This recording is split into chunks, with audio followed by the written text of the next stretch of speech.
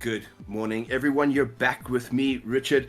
You were with me a couple of minutes ago for the rally. Now you are with me for the iRacing. This is the Motorsport South Africa Cup M2 CS1 make heat race.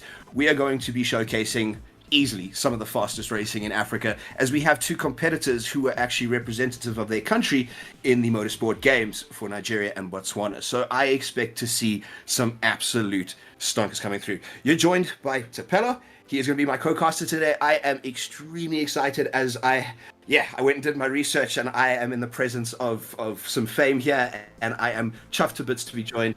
Please, man, welcome to you. Thank you for joining me in the commentary box today. I'm excited as all hell to actually bring you this today. Tapelo, thank you, man. Welcome. Thank you. Thank you for having me. I really hope your research isn't as good as I think it is, because I might have some secrets hiding in there. But it's good to be here, and I hope we're going to have some fun. I found no dark web secrets. I found only good things. So I'm really excited. As you can see, folks, we are here in iRacing. We're going to be showing you a awesome little voiceover commentary for the circuit. But we are here at Motorsport Arena Oschersleben, one of my favorite circuits in iRacing, hands down, and an absolute joy to drive in the BMW M2 CS Racing. We have myself and Black Ribbon Simulations as the owner of Black Ribbon. We have a really exciting relationship with BMW that you're going to start seeing a little bit more of. Keep an eye on our socials, keep an eye on Motorsport South Africa socials. That's all I'm going to say for now, but there's some exciting stuff coming. So the reason we're racing the BMWs today, it's not just for Coinky Dink. There's a reason we're racing these today. Other than that, though, we have a field fully stocked of guys, and I would like to talk a little bit more about the circuit, but I know we've got a video coming up. What I'd like to talk about first is Motorsport South Africa and what they're doing in sim racing at the moment. Because Africa Festival is a showcase of absolutely everything going on under Motorsport South Africa banner, run by its Sim Racing Association. These are the communities who have stepped up, the organizations who have stepped up and have said, we want to grow the sport, we will do things properly, by the book, by MSA's book, and make sure that everyone is licensed, we do everything properly, and hey, maybe in a year or two's time, once everyone's continued like we were supposed to, and everyone's getting it right, we can start awarding Springbok Blazers. I mean, Tapelo, could you imagine, right, gaming when I was a teenager in high school, and I want to show my age here, in the early 2000s, unheard of. I would have laughed at you if you had said you could get a Springbok Blazer in gaming. Now, we look like we could potentially get one for sim racing in the near future, so that's awesome.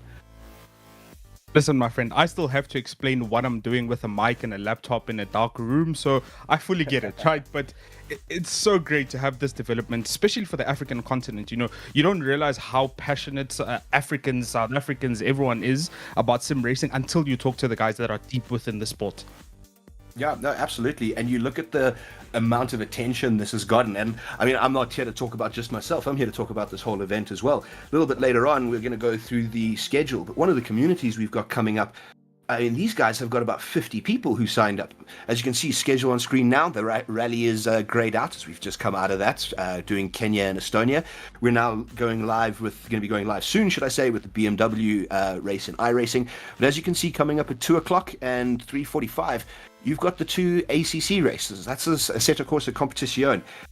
I like to call it the everyman sim racing game because, correct me if I'm wrong, but almost everyone you know who sim races owns this game. It is quite literally everyone owns it. No, for sure. And it's really funny because I think I've had like 1 or 2 sessions on the game, but everyone raves about how good the game is and just how accessible it is. So, hey, let's keep it going. No, absolutely. And I mean, speaking about accessibility, it's one of those games that when it goes on sale, it's cheap as chips. Let me tell you that for free. And in terms of realism, wow. I mean, really, it is quite something. I would say comparable to iRacing in many respects, but obviously it focuses exclusively on GT3, GT4 racing. It's unlike iRacing where you can go and drive absolutely the craziest cars. That focuses on a very specific class type of racing. And yeah, so let's move on to the prizes for a minute because I don't want to waste too much time. Guys, in the stream, bring your friends, bring your family, bring your dog. If it has a YouTube channel like my bloody sister does for her cat, bring them into the channel. Let's get some people watching sim racing because there is a prize provided by Sparko Gaming South Africa and my business, Sparko Gaming, a 1,500 Rand voucher in terms of anything you want from the Sparko Gaming catalog. that is quite an extensive catalog: gloves, racing socks, racing boots, the works.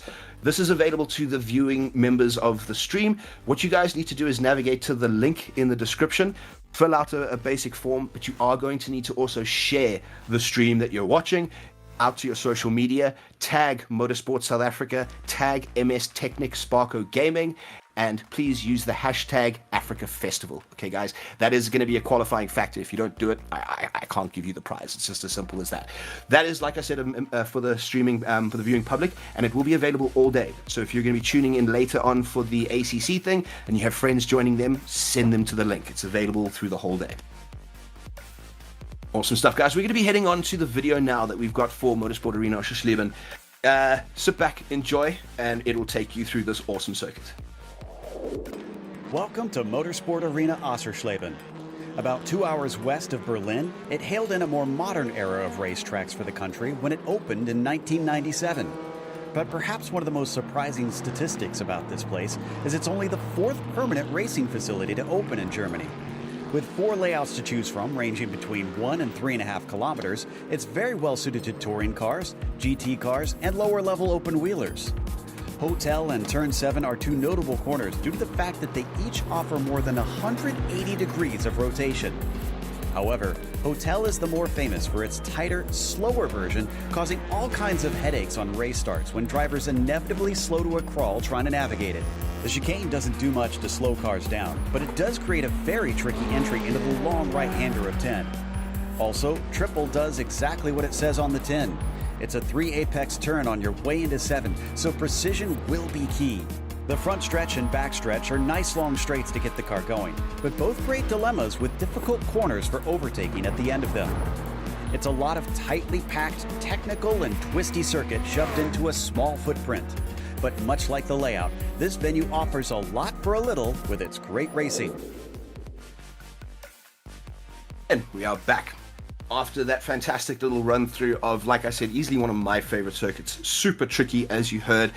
3.6 kilometer circuit, number of very technical circuits. Triple obviously being one of the very technical ones for the kind of cars the guys are driving at the moment. McDonald's, that little chicane through there, like you said, doesn't do much to slow the cars down until suddenly you're on the other end of it. This is going to be a very tricky circuit, and it's going to be a very entertaining circuit as overtaking opportunities are numerous. So very, very excited, and very fitting circuit for Germany, just down the road from Berlin. I'm really excited. Pillow, this is where things get a little bit fun, because we're going to now run through how the race details are going to work. We're not doing a timed race here, ladies and gentlemen, with a clock. We're using laps for this one. We're heat racing today. We're going to be using 3 heats to determine who goes through to a final feature of 25 laps. There is also a consolidation race for those who don't make it. They're essentially called it a last minute qualifying. The winners of those, the top guys from those, I believe it is 6 drivers, will then also move on to the feature race of 25 laps. And Pillow, if I have to be really honest with you, I use this car a lot in iRacing. I really enjoy it, so I'm driving it a lot. And I believe I have lost my co-caster for a minute. I think he'll be back in a minute. But let me carry on with that train of thought.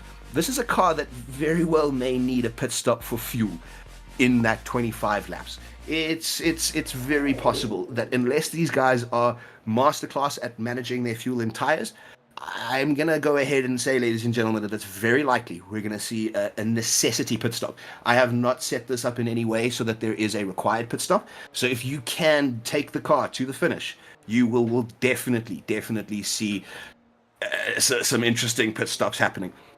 As you can see, currently in qualifying at the moment, we've got a number of drivers out setting their times. Tristan de Nobrega setting the fastest time. Followed by the man from Nigeria, the representative from the Motorsport Games.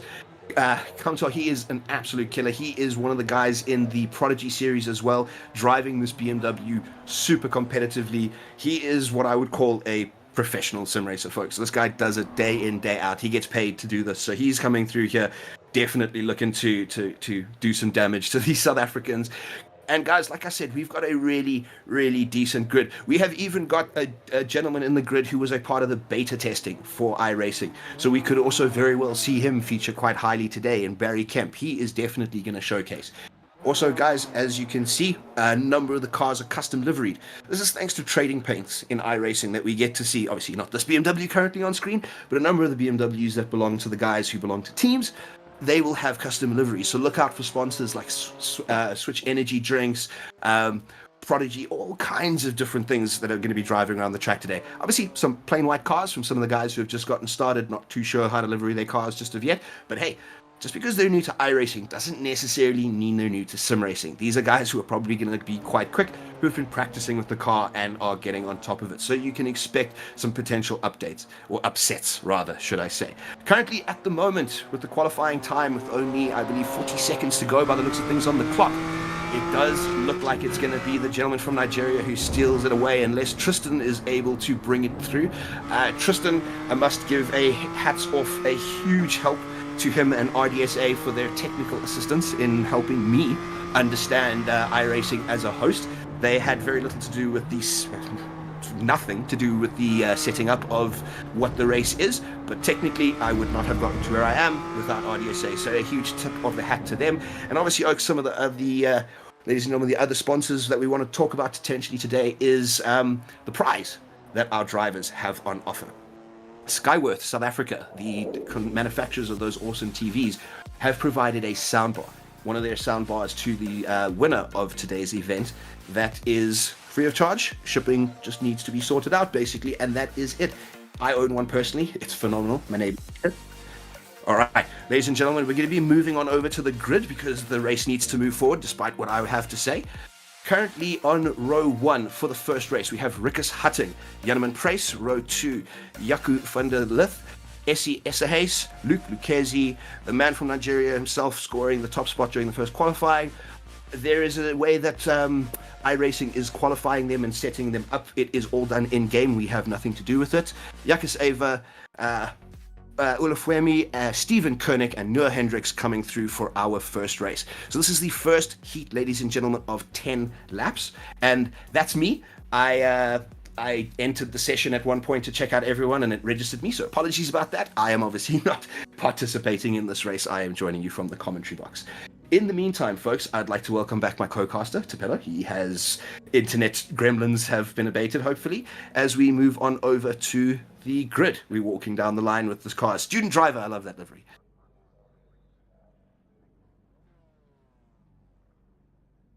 Nothing yet from Tapelo, maybe sorting out a microphone issue, so I'll carry on. Obviously, the car passing from the right, that's quite a cool one. I've seen that on Trading Paints. BMW with a rich history of art cars. You see a number of those finding their way onto Trading Paints for BMW liveries.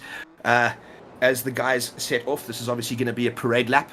We did that specifically because Oschersleben can be a bit tricky sometimes with this first corner on a standing start, especially with those very cold tires. It's a very tricky corner. This very sudden left to a very sudden right is let's just say things get a little bit hairy sometimes. So we've allowed the drivers to stack up and have a rolling start. That way they're allowed to heat these tires up a little bit in this rolling start, and we get an awesome shot of them running around the circuit.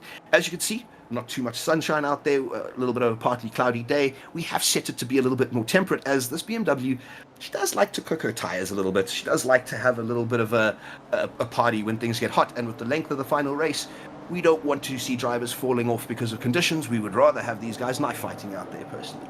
In the meantime, I'll quite happily wait for Tapelo to give me a heads up. I see his microphone's come back off mute. Tapelo, you there, bud? Yes, I think I'm here. Fantastic. Okay, good stuff. So we're busy with this rolling start here. Like I said, it's a 3.6 kilometer circuit, as you also heard in the video. We are going to have a little bit of a wait as they roll around. So I'd like to get your impressions so far on what do you think of the BM? I'd like to get your genuine impressions, because this thing is very, very close to what would be a road car in terms of it's a production car. You know what I mean? It's not necessarily like a GT3, which is this big, scary, stonking racing car. Yeah, so I'm gonna flex a little as a guy who has a friend who owns an M2. I'm very familiar with the platform, so I kind of know what it's about. Exceptional cars, the handling is superb, but I love the revisions done to the CS version just to get it closer to the track car. You know, you just need to be so aware. Very short wheelbase on these cars, so they will snap if you really push it. So you just need to be aware on corner entry and your power delivery. Get that smooth, and this car will reward that style of driving. I'm so glad you said that, because on the note of that, these drivers are all using a fixed setup. Not one of these drivers is able to tune their car at all, whatsoever. Brake balance, nothing. Even tire pressures are locked in at what we have told them they can use. So, like you said, the shorter wheelbase of this car is going to prove who can master it versus who is just good at setting up a car. We've removed that ability for the guys to have that, so let's see what happens, because this is now a straight knife fight amongst a very tight field of cars and an almost an identical car. There goes the safety car dropping off. This is the final corner coming up, known as Zeppelin Curve. We are going to see the green lights drop shortly as they line up in their 11s, a little bit out of stack, but that's okay, guys, looking for every opportunity that they can get, and we are racing, guys. This is green lights and away. Already, guys, going 3 wide before this tricky corner. Let's see what happens here. We've got a very talented field, so I don't see anything happening, but holding the breath. First corner, it looks like everyone's through.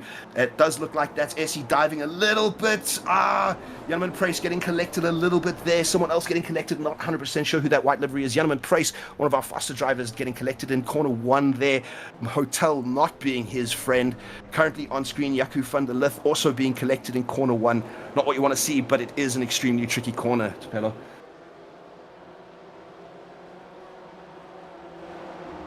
I think I may have lost my co-caster again, ladies and gentlemen. The gremlins with the load shedding, it always comes up with us, unfortunately. It's like they monitor us with sim racing. We are racing, though, lap 1 of this 10-lap race. Here we go with Luke Lucchesi executing a little bit of a cutback here, making it stick. He's going to have the run down to this next section here through the chicane. Like I said, not much slower, as you can see, full commitment, and then onto the brakes. Someone running wide there. I'm not 100% sure, unfortunately. Gotta forgive me, ladies and gentlemen, I'm not too familiar with these drivers' liveries, so it does take me a minute to figure out who it is disappearing into the nether realm, but we are on board right now with Olufemi. He is one of our faster drivers who's signed up, but currently seeing himself a little down, currently at the moment being chased down by his fellow countrymen in the very awesome Prodigy liveried BMW M2. On board right now, having a look through the wing, you get to have a sense of just how much track these guys are using, and also how close they're getting to each other at some points, driving it right onto the limit there of that green runoff section. That is it. Second hit that sand, it's going to start turning you around with these BMWs. And an awesome shot coming down this very long straight, and now climbing onto the anchors for this first corner. Big commitment to the apex, another big commitment to that apex. You've really got to commit to these apexes, as they can really be hit quite hard in these BMWs if you have the rhythm. This is a car that really requires a lot of rhythm, rear-wheel drive, very, very snappy, as we said earlier, can really suddenly turn on you, and also doesn't like being played around with the gears. It likes to sit and drive and rev high. It's a very, very fun car to drive. If you are looking to get involved, ladies and gentlemen, the Motorsport South Africa esports license, the annual license, comes with a 1-year membership to iRacing if you're a new member, and it comes with a free car, the FIA F4. I don't know if I'm allowed to say that without a license, but I just did. Sorry about that. But it does come with that F4. That is a paid-for car in the game. It comes as a free car. So I encourage you, if this is interesting, if you like what you see on the screen, I encourage you, go to Motorsport South Africa, get your Motorsport esports license, and get on track with us. A little bit of a replay now for corner 1. Jan Price has a fantastic entry into the first section, but just gets an ever so slight tap there and gets turned around. And then, unfortunately, he collects Jaco.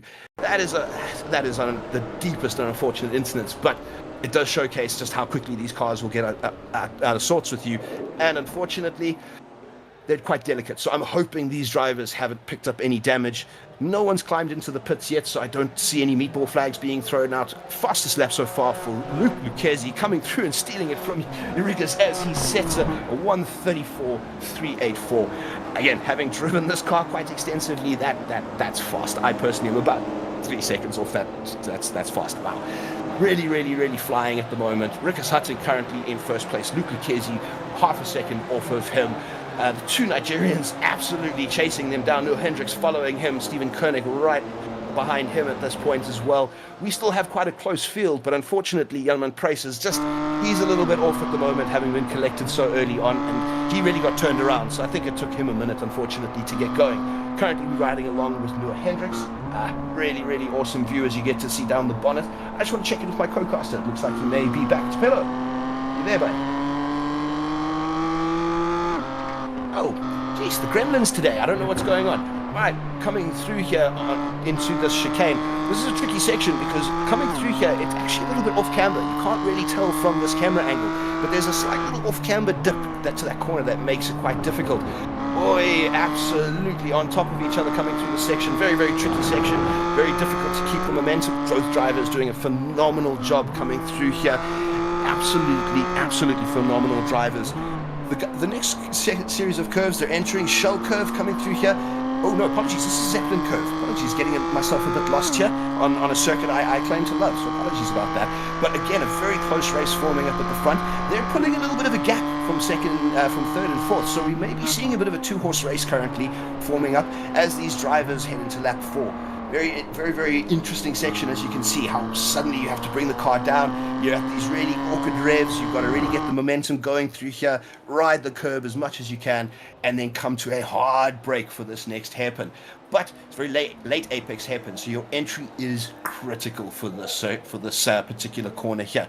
And as they head off to triples, we snap back to the next set of drivers. This looks like it is Steven Koenig being chased by Essie Esterhuis, two drivers that are not rookies to iRacing. These are two gentlemen that are absolute seasoned veterans in it. They are also going to probably end up with a bit of a knife fight between the two of them as this turns into a proper race for 7th place. Currently back on board with Essie, still chasing around. Not sure if the people at home can see as well, but we're on board with his webcam as well, with him racing at home.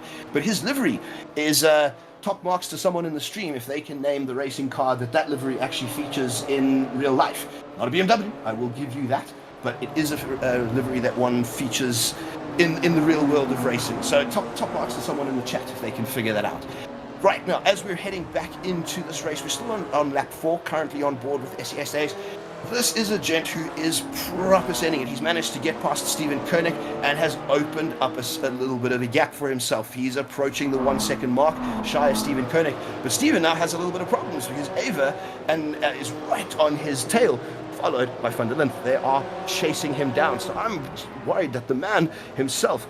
FYI, ladies and gentlemen, in terms of the Sim Racing Association, I would like to say a huge shout out to Steven Koenig, as this is our chairman and the man who has made this all possible, the man who essentially has driven this whole thing and dragged all of us kicking and screaming to this morning so we can bring you this racing. This is also a very good friend of mine. We've karted together for many years. So this is my personal little rooting, so I'm rooting for Steve here, but he's going to have a little bit of problems as he's being hunted down by another two drivers currently, and it does look like Essie's starting to get away from him a little bit, opening up that gap to 1.2 seconds.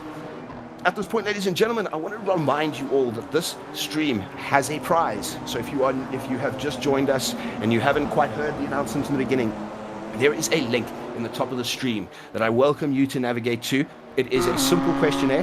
No data will be collected unless you sign up to Motorsport South Africa's Yes, I'd Like More Information, please. And one of the things that we're doing is we are giving away a 1,500 Rand Sparko Gaming voucher on behalf of Sparko Gaming South Africa and Black Ribbon Simulations. This is available to anything that's in the Sparko Gaming catalog, from any of the things. Oh, Steven Koenig getting a big turnaround there. That's not what you want to see on a move, but unfortunately that leaves Steven Koenig completely islanded there as he has to wait for the drivers to come past so he can re-enter safely. Choosing to take the reverse rather than turning himself around on the circuit. I have to applaud, ladies and gentlemen. That is a very, very sacrificial safe return, but a very, very safe return seen there from Mr. Koenig. So, back up to Noah Hendricks, currently running in 5th place. He is currently chasing down Mfwemi. He is really looking for that 4th place spot, chasing the man down. One of our later entries, but also not a rookie, should I say, to iRacing, and back Jan Price running in 8th place. He's managed to get himself past Steven Koenig. Also, you see running with his webcam there. This is the awesome thing about iRacing, guys, and a big shout out to us, Genesis, for providing us this incredible broadcast that you guys are seeing, allowing us to tap into these guys' streams, allowing everyone to see the visuals that we're providing. Or being provided, sorry. But that's it, guys. A combined effort of absolutely everything that's happening in Sim Racing South Africa at the moment, all under the umbrella of Motorsport South Africa's Sim Racing program, being run by the Sim Racing Association. On board Luke Lucchesi in the BMW art car, running in first position. He has opened up a little bit of a gap now, ladies and gentlemen. 2.7 seconds. He is definitely on it for this race. I think, unless, I don't want to say it, but yeah, commentator's curse, I don't want to say it. So I'm just going to politely transition over to his car and comment on what an awesome livery it is. Very, very striking. Using the battleship tactics, maybe he can't be seen, you know, break up the pattern.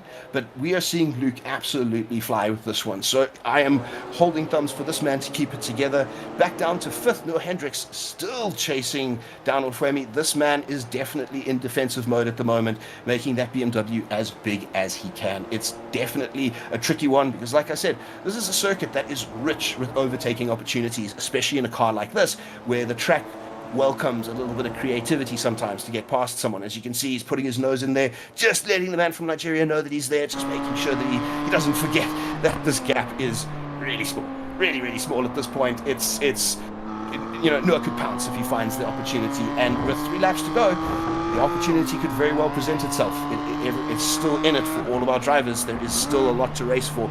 Currently, at the moment, folks, I will lead you through our field. First position, we have Lucchesi. Second position, and I apologize here, I'm not great with surnames sometimes. Chukwera, then Hutting, Olowe, Hendricks, Esterhuis, Vanderland, Price, Ava, and Kendrick. They are our field for this first heat in the Motorsport South Africa Festival one-make race, BMW M2 CS Racing. A really, really fun car, and like I said earlier, if you want to get involved, if what you're seeing here is of interest to you, please get in touch with Motorsport South Africa, get your esports license, get involved, and come and race with us. We're going to be doing a lot of iRacing in the future. iRacing really, really underrepresented in this country. We want to change that. We at Black Ruben want to change that. Motorsport South Africa wants to change that. It is definitely something that we're looking forward to bringing more to the racing public. Oi! Hendricks collecting a little bit of sand coming out there. That's not going to help him coming down this very long straight. It's not... You can see there it's definitely hurt his position. He's dropped a good 4/10 back after that, and that's allowed our man from Nigeria a little bit of room to breathe. Fwemi can take it easy at the moment. He can maybe adjust the driving to focus a little bit more on now, you know, getting away from him rather than just defending him. And as you can see, I mean, these cars are still capable in that short little section there. The car is still doing 160 before you're braking. So these cars can move, folks. These camera angles may be a bit deceiving as to the real pace of these cars, but these cars can really move. Again, up to 171 before he taps off for the triples, but still running at apex speed of about 140 k's an hour before he has to really commit to the opening section of McDonald's. The McDonald's section here, it's this early section, the very, very fast chicane that comes up. And then, like I said, as you exit this last part, you've got to get on the anchors a little bit to make yourself carry around this corner. And as you can see how the corner then dips away, like I said, slightly off-camber section that. So it's a tough one to navigate, especially if you've got someone really nipping at your heels. Still on board with Olafemi, he is our man watching at the moment, 4th position. He has managed to buy himself a little breathing room from Noah Hendricks behind him, but Noah Hendricks, like I said, no slouch in this racing scene. He is still going to be chasing things up. Rickers Hutting all the way up in 3rd position, having a little bit of a lonely island race as he's got some space in front of him, he's got some space behind him. He can breathe. He just needs to bring it home with 1 lap to go, 2 laps to go. Apologies, ladies and gentlemen, 2 laps to go at this point in time as we start this lap. Right.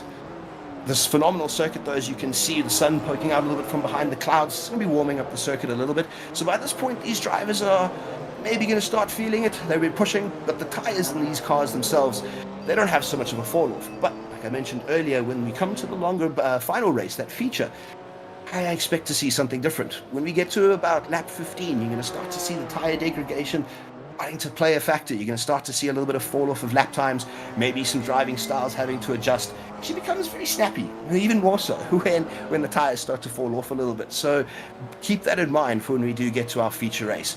As we get Luke Lucchesi coming through this very fast chicane, back on it. Coming through here. Sorry, folks, I just having a quick sip of water so that I can maintain my speech. And apologies if you can hear my 1-year-old in the background. I am doing this from home, and I'm a father of 2, so that's always a fun factor. On board with the man, though, who now has a 3.2 second lead, hitting a little bit of that grass on that section there. Not what you want, but he's set himself up very, very, very nicely for the next section. Coming through here for the final Zeppelin curve. Bauer curve is one of those corners that you got to be quite careful with, because you need to be slow enough to maintain that it's quite a tight section, but it is a very fast corner, so it's something you need to be very, very careful of. That white flag waving there, folks, in the indicator to the drivers that their last lap has begun. In their BMWs, there'll be some lights that will indicate that last lap, white light that'll be flashing at them. So these guys are becoming very aware that Luke has now started the last lap, but all of our drivers are still on the lead lap, so no one has been lapped at this point in time. Everyone remains on the lead lap. And that means that everyone is going to finish at least with all 10 laps completed, which is what we want to see. That is also a tremendous showcasing of the skills that we've got, considering the speed at which Luke has tackled this race, the utter pace that he has shown. As you can see here, running on board with him through the triple, now he's approaching the early section of McDonald's. As you can see, folks, very technical circuit. You come out of that very long, awkward triple left-hander into a very sudden right-hander, and you've got to still maintain the revs. As you can see here, really cutting those apexes, really attacking the apex there.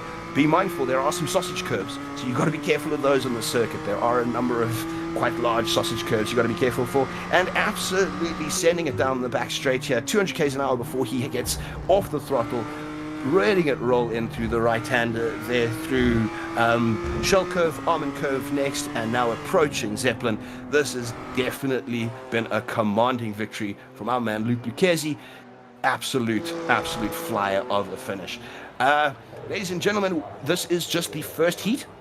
We will be rolling over to our second heat shortly. I will go through the grid as the guys all finish. As you can see, Luke doing a celebratory weave with his lights there. That would have not been the moment to have the car snap on you, but masterful drive there from Mr. Lucchesi, the Cape Townian. Very, very well driven. And everyone else slowly starting to filter through. But folks, you can see how close they all finished to each other.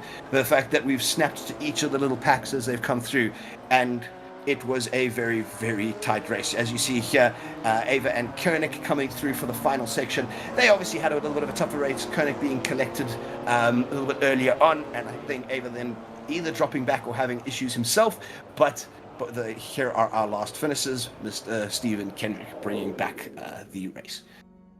All right, ladies and gentlemen, thank you very much for tuning in. Obviously, that was Heat 1. We're going to be moving over. I'm going to quickly do a check-in with my co-caster. Tapello, Yes. the gremlins abated. Awesome. Yeah, no, I think we're doing well. I enjoyed that race. I had visuals, but not really great with sound, but it was interesting. Very good circuit, and I think these drivers handled it well. We spoke about the short wheelbase and how difficult it would be, but they just said, nah, we've got this. We'll show you how to drive this car. Yeah. I lamented earlier at, oh man, I would have loved to have driven in this, but having just watched what I watched, I'm now quite happy in the commentary box. Thank you very much, ladies and gentlemen, because wow, that was quite a race. That was a lot of lap times that were quite up there. Right, ladies and gentlemen, starting off with our second heat. Starting off on the front row, Barry Kemp, the beta tester from the early days, Etienne Swart. Nico Kellerman bringing up the second row with Werner Swart. Adrian Nell, Tristan Norbreger bringing up row 3. Cameron de Bestos, another one of the Team Heap Together drivers. He is starting on the fourth row with Christopher Stamens, Jakub Krobler, and Gabriel Melmed. This is our second heat, ladies and gentlemen, that we are starting off, and then Werner Opperman on the very, very final row there. He is bringing up the rear. Again, that does not indicate he qualified in last. It is how the iRacing heat-based system has set these drivers up. As you can see them rolling off behind the Porsche safety car. We wanted to mix things up. Having a BMW safety car in the front could have just been a little bit, too obvious driving it home, so we chose this very, very awesome Porsche. Again, I've always queried the iRacing safety car, because it's sim racing. Why need a safety car? But the way it got explained to me is awesome, in that it's actually just purely an immersion tool. You don't need it, but hey, why not use it if the crash is big enough? Why not use it? You know what I mean? And I like the idea of that personally. No, for sure. Look, I think it's one thing we always need to take into context, that the whole aim of sim racing is to get as close as possible to on-track action without actually being on track. So if you can get any kind of immersion tool, a safety car, a flag system, vibrations in your steering wheel controls, everything that just makes it that much closer is all the worth it. And I'm actually a fan of the safety cars. It just gives you that extra element of thinking about as you're racing. Absolutely. I mean, I've only been involved in iRacing for about 2 years now, and frankly, I have not gotten my money's worth. I will be the first person to say that as we ride on board with Cameron de Bastos for this pace lap. One of the things, though, that I came very in tune with iRacing very quickly, and what made me fall in love with the game to the point where really it's all I play other than WRC with my rally thing. iRacing is one of those, man, if you want that sense of realism of just how hardcore motorsport can be, this is a fantastic title to sink your teeth into, because yes, folks, I'm not going to lie to you, it can be an expensive game to sink your teeth into, but incredibly rewarding, unbelievably rewarding. If you are a motorsport enthusiast with an interest in racing and competing against your fellow South Africans, I actually don't think you can find a better platform, because it is a variety. We could be open racing F1600 open wheelers, we could even be doing some dirt oval racing. Sky's the limit when it comes to this, and the realism is unreal. So like you said, the immersion and the closer to the realism that we can get, it's fantastic. And everyone who knows the game has basically told me, it's awesome when it comes out, it's kind of cool kind of thing. So I'm like, cool, I got to organize an endurance race just so that I can experience it more than anything else. So there's another little teaser, folks. Keep an eye on the things in the near future. We are going to be looking at doing an endurance race coming up in iRacing, multi-class. Keep an eye open for what the details will be on Motorsport South Africa's socials. All right. Guys, we are coming up now to the final section. As you can see, the safety car beginning to peel off there. This is Zeppelin Curve. Very, very tricky little right-hander. Very fast corner, though, if you can get it right, as they will stack up here for the start-finish straight. Pello, we're about to be green lights. You ready? Yeah, look, I'm ready, and I hope these drivers are, because we've already seen how big of a pinch point turn one can be on the circuit. Absolutely, as they're already, look at this. This is looking like a 3-wide, almost on the second row there. People cutting in, hopefully a little bit cleaner. That Sparko car has been collected in a big way. 2 cars collected in a big way. I suspect we're going to be hearing some stewarding complaints, but I'm hoping these drivers are behaving themselves in what we saw was just a motorsport, just a racing incident, basically. But you never want to see that happen as we're following along with Tristan de Nobrega, now on board with Warren. Right, guys, so we are now live with the second heat of our BMW M2 CS, or M2 Racing CS. This is a phenomenal car. Tell me, Pello, predictions? I mean, do you see anything coming here? We had a bit of a stacking of a grid, and everyone kind of slotted into a position. Do you think the same thing's going to happen here? Look, I think I internally cursed someone, as commentators do, because I saw a Senna livery and I was like, oh, this is going to be my car, and then they got picked up at turn 1 and now they're in the back. So I'm not going to choose a favorite. I'm just going to commentate on what I'm seeing, because unfortunately as a commentator we cause havoc when we speak about a particular car. Look at this, though, guys getting within a hair's breadth. That is deeply unfortunate, guys. Unfortunately, in the white-hot moment of it, it does just look like things got very, very tight with the drivers there. Very, very respectful amounts of rejoin, guys, giving each other space. A little bit of a rubbing, but that's as long as you don't get turned around, we can accept that as a safe rejoin. Currently riding on board with Werner Swart. This is one of a brother pair that are racing today. I stand to be corrected, but I think Werner is the more veteran of the two. His brother is a little bit newer to the game, but not a just like earlier, maybe rookie to iRacing, but definitely not a rookie to sim racing in itself. So expecting some really, really good racing. And I'm personally, I don't really mind who wins. I just want a knife fight. Personally, I like to watch a motorsport when they're absolutely going toe to heel at each other. On board right now with Cameron de Bastos as he's putting his nose on the inside here, absolutely holding it. Sneymon's not being able to make it stick. That's what you want to see. Oh, that's a beautiful move. That shows just a pure understanding of the car and the dynamics and how to exploit the performance advantages that you can create in that car. Going for that inside line is always very tricky because you're always so worried what the car on the outside is going to do. So if you can hold your line, you get that kind of move done. Absolutely. And that was one of those, like you said, just the understanding of the car, knowing that limit of grip is going to be there. send it. As Daniel Ricciardo says, lick that stamp and send it. Easily one of my favorite of his sayings, so I tend to, you're going to hear it today, folks. I can promise you that now for sure. As we're riding along, it looks like someone might be making a move. Huge defensive action all the way to the inside, but driving past. Not sure if he let him go there or if it was. Those two cars, though, do look frighteningly similar. Maybe these two are driving together. Maybe that was just letting a friend or teammate through, knowing he's got the pace. Rather not fight the guy, let him just, you know, crack on with it, go hunt someone else down. Currently on board with Mr. Swart. Folks, this is a very long straight to Pello, I have to tell you. And it goes on and goes on. Fastest lap there, Adrian Nell absolutely caning it in first place. But as you can see, suddenly this very tricky corner arrives on you. But one of the things I want to point out, though, try spot the brake marker. It's really, really, really difficult to spot. Oh, a little bit of a Tokyo drift there from our man in second position. That was a very, very well held little section. BMW getting very out of sorts there. But as you can see, guys, these guys are still right on top of each other, Pello. Yeah, for sure. And I think what's so interesting is I love watching racing from on board for the driver who's behind, because you always feel like they're just about to touch the driver in front. That concertina effect in the braking zones just gives you that extra edge or makes you skip a heartbeat. But that's just how good these drivers are, that they can follow so closely, not even mirroring, but almost driving identically to each other, just trying to get that advantage and trying to create the space and try and go for the move. This is brilliant. And what you're seeing here as they just go through that McDonald's complex is just how measured they are on the brakes. They're just touching the brakes, trying to get that car to just bite with the front, move that weight balance around. This is brilliant driving from these drivers. Now, thank you for saying that. The weight balance was something I was just about to point out, because you can see it in full effect between the two lines. The very defensive line from Barry here and the very aggressive, wanting to remind the man that he is here.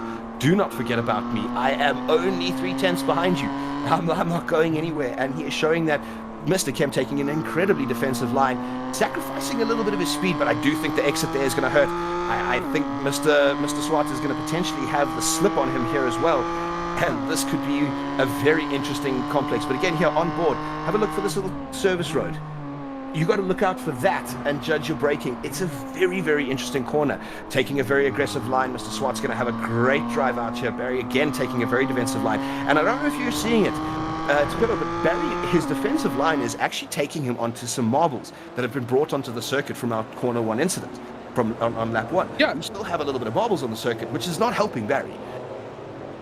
No, definitely not. And you can see just how compromised he was on the exit there, with Swart getting really, really close. And I think, like you said, if they ever happen to make it to a final in a longer race, running on those marbles and running offline, especially when you're trying to defend, is going to kill your race, and you're going to lose tenths of seconds at every corner, and that just makes defending so much harder. But what we're seeing here, and which is what I'm genuinely enjoying from this, is even though we're saying that Kemp is running offline, going on the marbles, but he's doing such a good job at maintaining his pace and momentum through those corners. As we see this replay here, hard on the brakes, and we know these cars will pitch in. Just a bit of Tokyo drift there, as you were talking about, and he's out. Yeah. So unfortunately, Gabriel Milmed just trying to control that car, but like we said, shorter wheelbase, this car will snap on you. I must be honest with Pillar, I think he got collected there a little bit. I think the car behind him maybe got a little bit late on the brakes and maybe collected him. And that is the section there coming up through the first shell curve, which is a very, very fast corner. And I think maybe the collection, even as mild, as gentle as it may have been, could have been it. Just as a note, folks, for the people watching at home, we have given the drivers an unlimited amount of quick repairs in iRacing that is simulated to an instant degree rather than it taking 20 minutes. So if you look carefully, you can actually see the driver who collected the wall. He is already on his way out of the pit lane. He will be a lap down, and he is going to now be in the mix of things with some drivers. As you can see there, he's exiting the pits, staying behind that solid white line, making sure he doesn't interfere with our top runners here.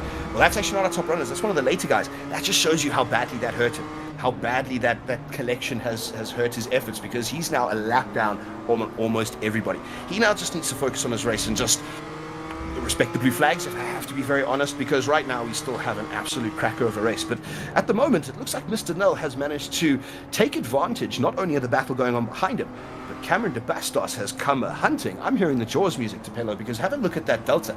If you have a look as we ride along board with Nico Kellerman, also trying to chase down 7th, suddenly we have a battle again for 3rd. Yeah, look, Jaws is it's my favorite racing theme because it works every time. But I think this is what's so crucial about a 10-lap sprint race. You need to get your pacing right in such a race, because if you're too slow, you lose out. If you're too quick, that might not do you favors sometimes. There's just a Goldilocks zone in racing, and we're seeing that perfectly encapsulated by now. 7.7 seconds away from everyone, but we're seeing this battle getting spicy now as we see Tristan Nobrega. And what I'm loving here is these drivers are giving each other so much space in the corners. They're really being respectful, showing a lot of sportsmanship, but they're also pushing each other to the absolute limits of what these cars are capable of.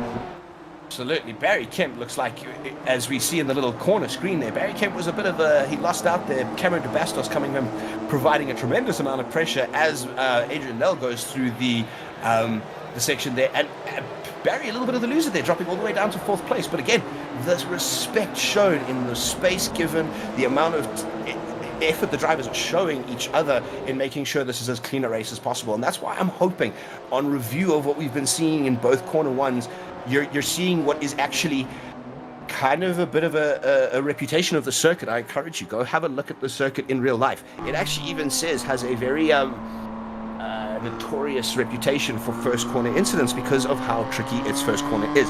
So something that's a bit of a factor to consider, but this is a tremendously exciting circuit with this car. So, I had a bit of a juggling act, when I was putting all of this together.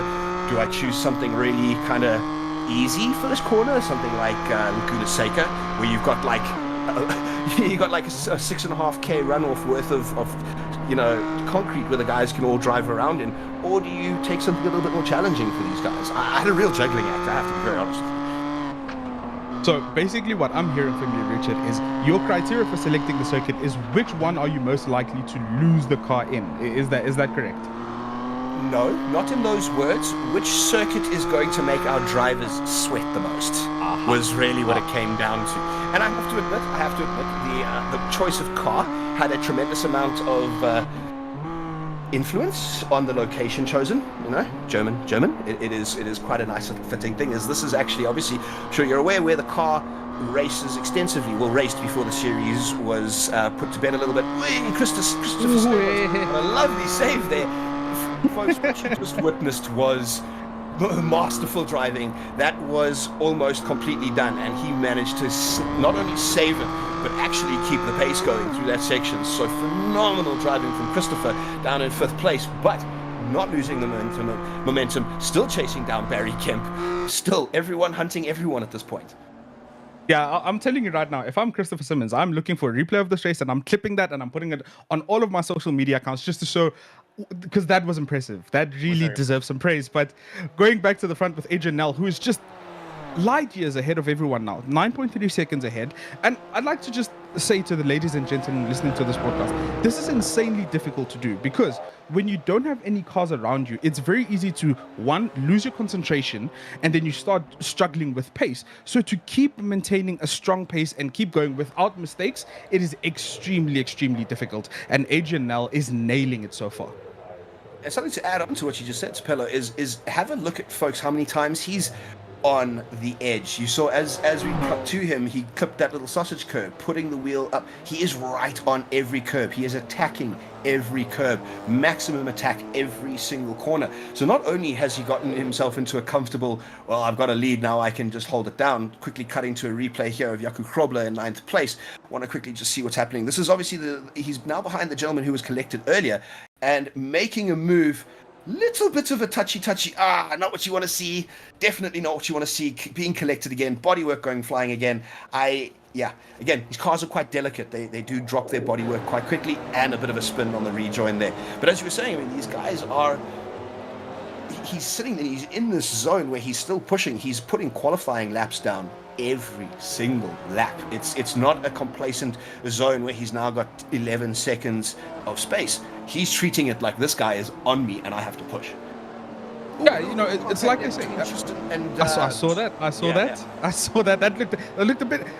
That kind of has you clinching the steering wheel just a bit harder, But again, what we're seeing is maybe drivers are feeling the pressure a bit because they've been together with each other so long, and they're seeing that with three laps to go. It's kind of that moment in a race where you need to get your move going, get in front, and then hopefully try to defend for the remaining 3 laps. So I think maybe we're starting to see a bit of aggression from drivers, just trying to get that move done as soon as possible.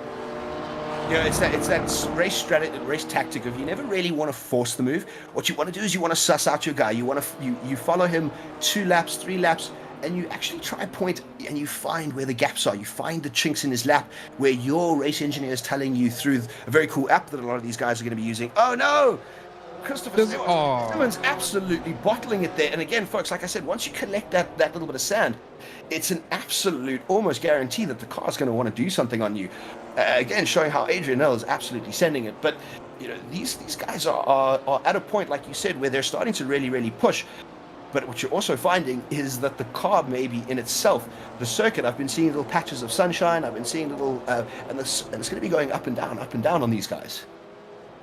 Yeah, for sure. And I think that's another very interesting thing. You know, I've commentated a few races now over the past 2-3 years, and that's what you see. The drivers are so in tune with these cars that a change in temperature, a patch of sunlight, a patch of shade can catch these drivers out because they're so in tune that they are picking up these differences. So I know a lot of people say, oh, but sim racing isn't that difficult, but these things matter. And this is how you become good at sim racing, by taking all these little facets of information and putting them together to get that optimal lap time. And that's exactly it. And it kind of goes back to my point a little bit earlier I got sidetracked on, is that strategy of sussing out that driver in front of you. You might sacrifice a lap or 2 in terms of pace to suss out your driver. Cameron collecting that sausage curve in a big way. But what you want to ultimately do is not force it, throw it down the inside and hope it sticks. You want to find a point where you can outdrive your opponent. Not what you want from Cameron there as he comes through the final Zeppelin curve. Big little bit of runoff there. And as a reminder, folks, these guys are also in a... iRacing has a in-game penalty system, if you want to call it something, Tapella. I'm not sure if how familiar you are with the penalty system, so I'd like to explain it to the folks at home who don't know. They have a set amount of points that they're allowed to accrue in terms of maybe nudging each other, leaving the track limits in terms of runoff or cutting corners or whatever it may be. And if they hit a certain amount of points, it is 17 for the drivers, it will force a drive-through penalty. So it's definitely something these drivers need to be careful of. You can't go too happy out there and start really rubbing with your fellow components, really starting to cut those corners. The game will punish you internally. So it is something to bear in mind that any runoffs you see, if it continues, the drivers will be punished. I love that. I mean, I'm a huge fan of keeping things fair, because that's another way to make sure that drivers are giving each other the correct amount of room, they're adhering to the racing rules, and they're just, you know, upholding sportsmanship.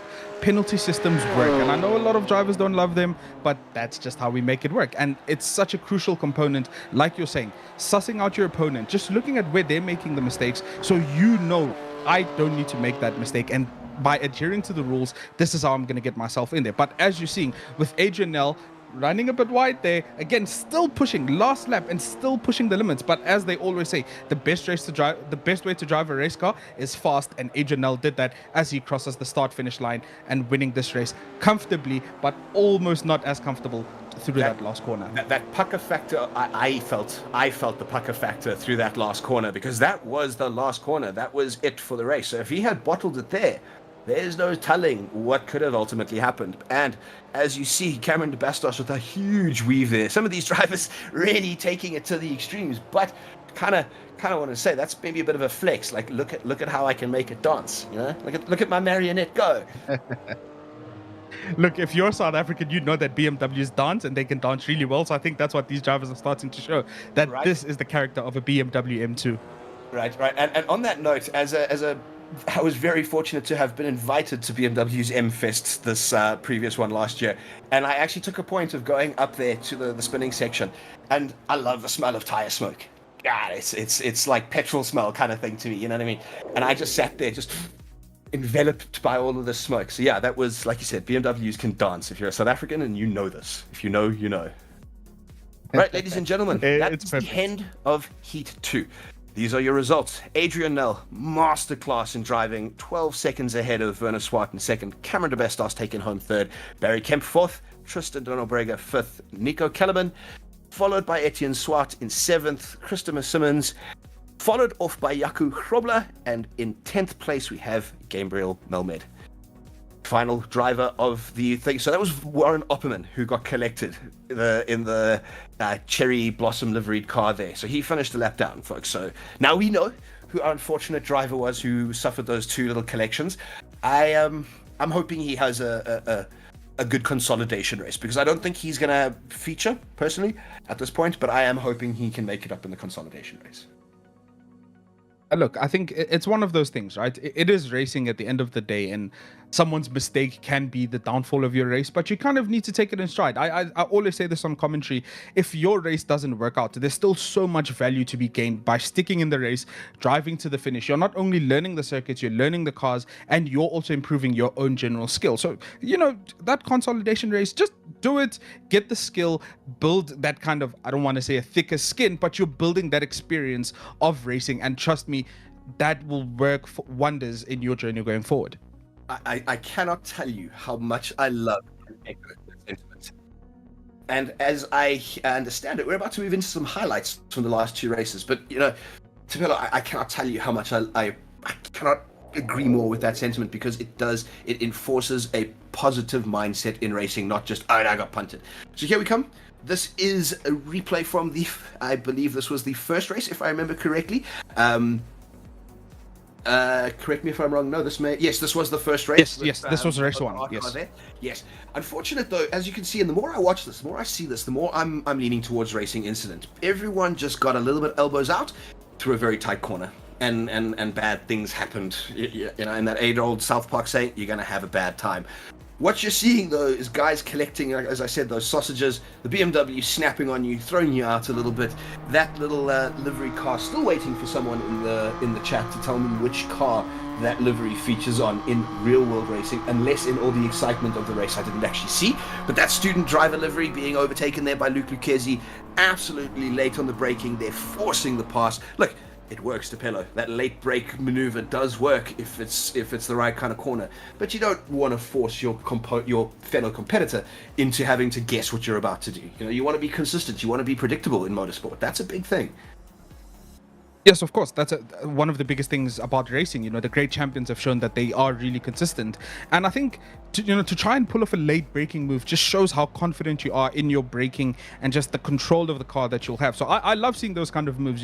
Yes, we all love kind of the fast move around the outside, but breaking down the inside and getting that car to stop where you needed to, that's brilliant racing. And yeah, you see that control on the brakes. If you're not really 100% on the brakes, you are going to touch the car in front. So that just shows how difficult it is to get that late braking move down the inside correctly.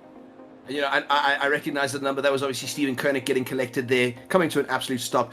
Really, really, tough situation, but great on him on controlling it, staying on the brakes and having a safe rejoin. That's a really great one. Here we go. The absolute chaos of race 2. Everyone even more of a stacking as they all enter. And this was unfortunate. At this point, you're a passenger, Tapelo. When that happens to you, you're a passenger, frankly. And he did brilliant to stop it before the tire wall, but still passenger.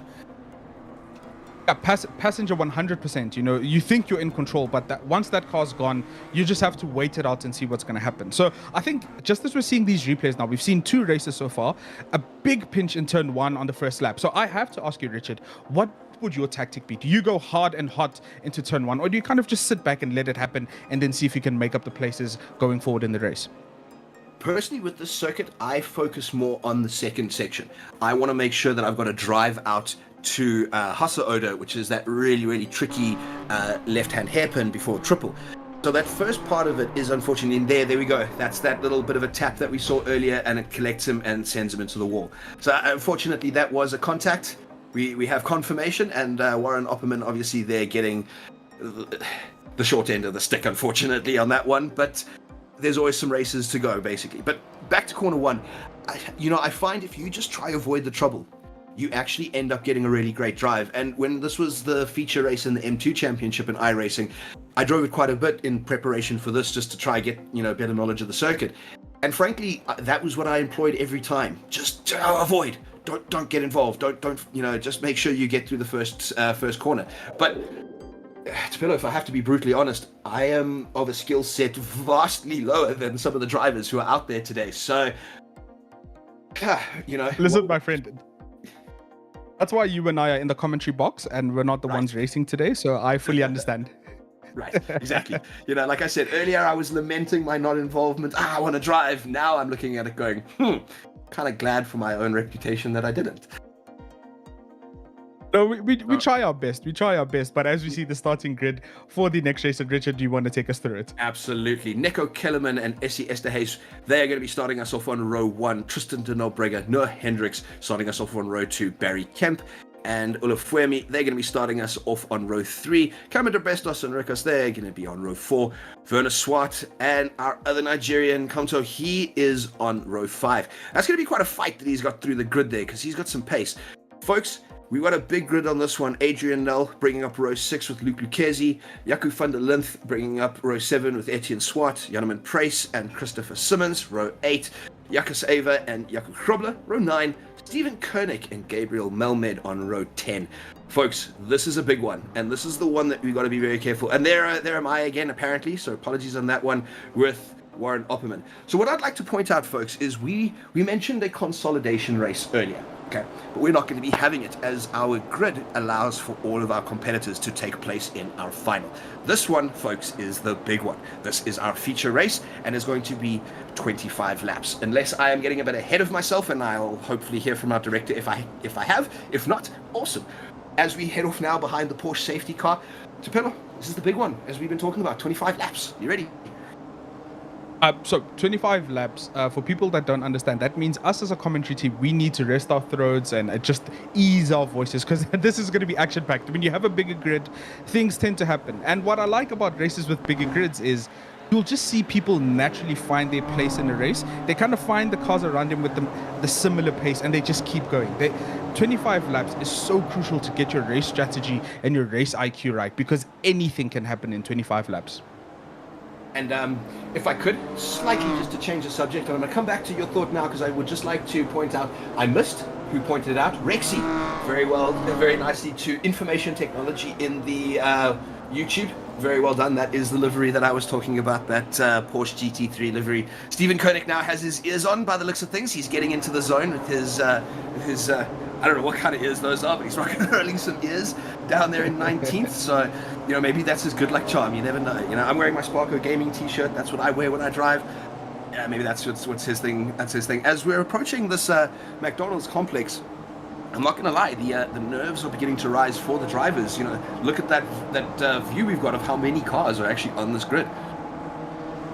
Yeah, look, for sure. It's one of those. And I always say, you know, the warm-up lap or prep lap, whichever way you want to call it around the world, that's where it kind of becomes real for a driver. You know, you're on the circuit, you're kind of trying to find your rhythm, you're getting your mind right because you know the pace that's going to hit just after this lap is going to be so crucial.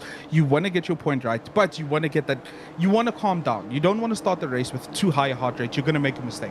You want to calm down, find yourself, and then see what you can do in the race. No, absolutely. Yeah, I couldn't echo that enough. You know, if you're sitting mid-pack at the moment, you've got all kinds of things running through your head. Even the guys in third and fourth, even the guys in second and first, they have all got a number of different things running through their head. As you can see, the safety car peeling off through Zeppelin. Folks, this is it. We are about to go green lights. They are stacking up. It is up to the leader to control the pace at this point, but at this point, he can start accelerating. Everyone else needs to match pace. Here we are on the 11, and we are green lights, folks. You can see everyone starting to stack up, starting to change out of the 11. Come on, I'm holding my breath, dude. I'm not gonna lie. This first corner, as we see this thing, please everyone make it through here because this is a spectacular shot of our field as they come through. Everyone being spectacularly well behaved. I'm not seeing any tire smoke. I'm not seeing any gravel smoke. Fantastic, and I had to say it, didn't I? Of the commentator, like I said, and it's just unfortunate it had to be the car in the student driver livery to kind of make a mistake when everyone's getting it right. But hey, that's racing, and I think we're seeing a bit of that experience. The drivers have calmed down a bit. Yes, it is a final race, you know, one lap of 25. They kind of understand you don't need to push that hard in the first lap. You can kind of relax and take it as it comes. As we see already in front, Noah Hendricks trying to hold that pace, kind of having to run a bit out wide because they compromised themselves going in and they've been tagged. There's a bit of contact and they've spun around, but I think they've managed to hold it well. So now we've got a change of lead again in front. It's the Senna livery. I'm not going to get my hopes up again, but I'm going to keep it down, keep it cool, as hopefully these drivers are trying to do as well. Absolutely, absolutely. That center livery now just needs to keep focus, keep it going. Mr. De Nobrega, one of the drivers for Race Driver South Africa RDSA, absolutely in a position where he can settle in, focus, and get going. A little bit of damage from some of the cars. Folks, unlike GT3s, a little bit of aero damage in these things is not the end of the world. These cars actually don't have a tremendous amount of aero. The difficulty is if you damage, call it cooling parts and other control elements. Like I said, these cars can be a little bit delicate. So you really want to make sure that you're not pushing yourself into a position. As we see one of those BMWs climbing into the pit lane, this is also a pit lane that is in itself quite tricky because of how tight and technical it can be. You can hear the pit lane siren going off there. Luke Lucchesi definitely picking up a little bit of damage. You can see that front bumper, not a happy bumper, but so far it does look like everyone has started to behave themselves. A very clear train starting to form as we have, who was that? I think it was Jacques Ava running a little bit wide there, collecting a bit of the sand. Guys, a car like this, we joke about turbo grass and stuff. This, unfortunately, is a car that just you cannot. You really can't if you are trying to battle someone. And that could have really compromised the next couple of sections that Jacques is going into. You can see a couple of the guys, big commitments, huge throw down the first start, a triple there from Noah Hendricks. That was a absolutely, that was the lick and stamp and send it. There, it happened. There we go. I'm an athlete. I'm an athlete straight. Of course. Yeah. No, but again, we're starting to see that confidence from these drivers to trying to get a move down the inside, because drivers get so accustomed to defending on the outside that you can sometimes tend to surprise them if you go down the inside, as we saw with Noah Hendricks there. But again, the train is forming. That just tells you that these drivers are kind of maintaining pace with each other, and they're still trying to suss it out. We saw with Opperman going into the pit lane, that's not the end of the world. 25 laps is still long enough for you to kind of get back to the end, to the back of the grid, and try and make things happen to salvage your race. But again, drivers holding it nice. I think there was a bit of contact there in the rear, but so far so good for all these drivers. And I think what we're seeing is potentially a little bit of call it a breathing room for Tristan de Nobrega here, as we have Esterhazy really collecting that sausage curb coming through the last little bit of Bauer. That compromised him all the way down to Zeppelin, and then he clipped the curb on Zeppelin as well, which, I mean, at that point, that's this motherlessly long straight that you've got to go on to. What this has done is it's caused a bit of a stack up behind second place, and really what we're seeing now is a fight for second. Tristan de Nobrega, dude, put your head down and go. It's time to you got a bit of breathing room. You know what I mean? No more slip, no more chasing you. It's a fight for second. But like you just said, 25 laps. We're only in lap 3. We can't get too ahead of ourselves either in the commentary box, because there is a lot that can happen here. You've got guys, I mean, don't forget, we have 2 representatives from Motorsport Games, from their representative countries. These are people who aren't going to be slow, Tapella. Not at all. And I think that's what I love about sim racing. You're going to get different catalog of drivers, some extremely fast, some still learning the ropes, as we see with this replay of Essie Esterhazy so far. Again, those curbs are so dangerous. It's a big risk to try and attack them, because this can happen. And Essie got very lucky there that it didn't throw the rear of the happen. Yeah. And that's when you tend to lose a race because of hitting a curb.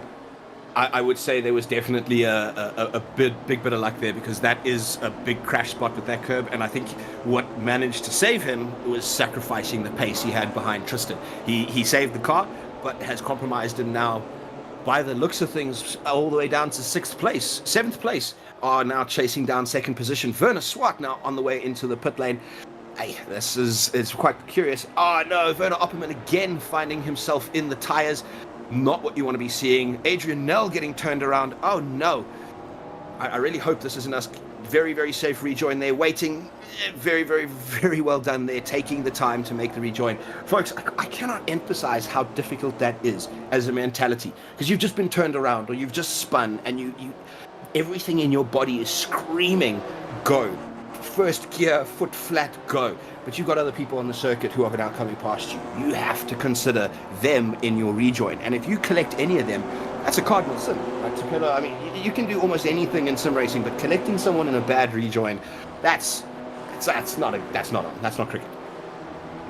And look, those are one of the areas that you are grateful that it's sim racing and the drivers are near you, because that is textbook 101 bad things to do in racing, and particularly in sim racing. So yes, you're so right, Richard. Your body is screaming at you to get that car back on circuit as soon as you can. But to have that patience, that wherewithal, to just understand that things are happening around you on circuit, just be patient and you'll get back. Kudos to the drivers for that, because that is extremely difficult to go against all your instincts, as we see that BMW running wide.